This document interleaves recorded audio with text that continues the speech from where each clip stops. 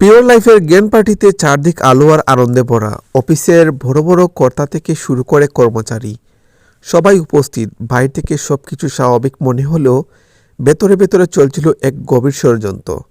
সংযুক্তা দূর থেকে ফারুলকে লক্ষ্য করে শিরিনকে নিয়ে সে আগেই পরিকল্পনা করে ফেলেছে। ফারুলকে আজ অপমান করতেই হবে, এই একটাই লক্ষ্য। সুযোগ বুঝে সংযুক্তা ইচ্ছা করে ফারুলের ড্রিঙ্কসে নেশার ওষুধ মেশায় এবং ওয়েটারকে বলে সেটা ফারুলের হাতে তুলে দিতে। ওয়েটার ড্রিঙ্কস নিয়ে ফারুলের সামনে আসে। সবাই তাকিয়ে আছে, ভাবছে ফারুল বুঝি ড্রিঙ্কসকে আনন্দ করবে, কিন্তু ফারুল ড্রিঙ্কস হাতে নিয়েই থমকে যায়। তার চোখে সন্দেহ। সে হালকা গন্ধ শুকে বোঝার চেষ্টা করে আর ঠিক তখনই নিশ্চিত হয়ে যায় কিছু একটা গড়বড় আছে। ফারুল ড্রিঙ্কসটা মুখে তুলে না, বরং ধীরে ধীরে এগিয়ে যায় শিরিনের দিকে এবং খুব শান্ত গলায় বলে, তুমি আগে একটু চেকে দেখবে, আজ তোমার যে খুব পছন্দের ড্রিঙ্কস মনে হচ্ছে। শিরিন একদম ঘাবড়ে যায়। চারপাশের মানুষ খেয়াল করতে শুরু করে বিষয়টা। সংযুক্তার মুখের হাসি মুহূর্তের মধ্যে উধাও হয়ে যায়। ঠিক তখনই একজন সিনিয়র অফিসার আর চেয়ারম্যান স্যার সামনে এসে প্রশ্ন করেন, এত হইচই কেন?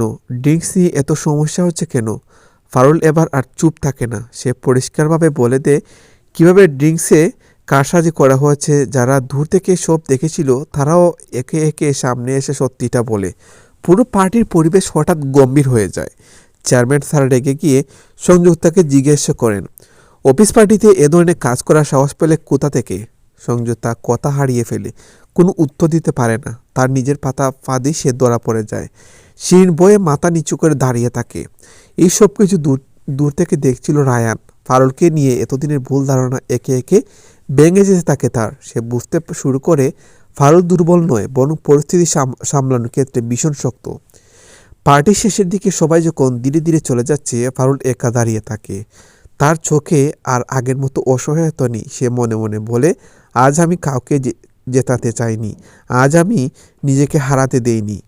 রায়ান দূর থেকে ফারুলের দিকে তাকিয়ে থাকে। তার মুখে অপরাধবোধ আর দ্বিধা স্পষ্ট। সে বুঝতে পারে ফারুলকে সে বারবার ভুল বুঝছে। ক্যামেরা ধীরে ধীরে ফারুলের দৃঢ় মুখের দিকে জুম করে। ব্যাকগ্রাউন্ডে সাসপেন্স মিউজিক। শেষ দৃশ্য প্রশ্ন রয়ে যায়, রায়ান কি এবার সত্যি ফারুলকে বুঝবে? সংযুক্তার বিরুদ্ধে কি বড় সিদ্ধান্ত আসতে চলছে, নাকি এই অপমানের আগুনে আরও কিছু ভেঙে যাবে? এসব জানতে হলে চোখ রাখুন আগামী পর্বে।